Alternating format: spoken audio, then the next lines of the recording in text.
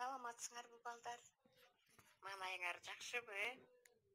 Бүгүн биз айлана чөйрө менен таанышуу сабагынан жамгыр жөнүндө билип алалы. Балдар, билесиңерби? Асман аба ырайына жараша өзгөрүлүп турат. Эгерде асманда күн тийип, көк болуп турса, анда күн жылуу болот, жамгыр жаабайт. А эгерде асманда булуттар карарып, күн көрүнбөй калса, анда жамгыр жаайт. Демек булуттар жамгыр жаадырат экен.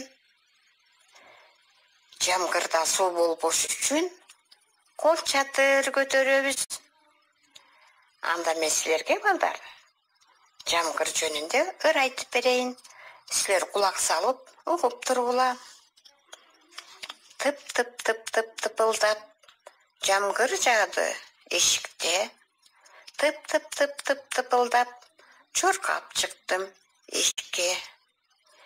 Мен суу болбой келем апа, жалганы жок сөзүмдүн.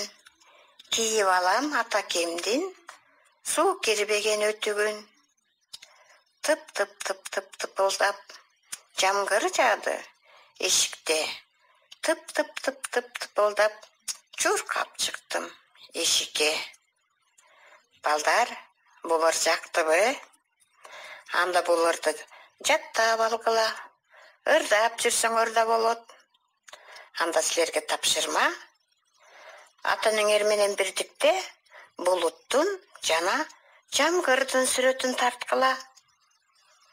Саламатта болгула балдар.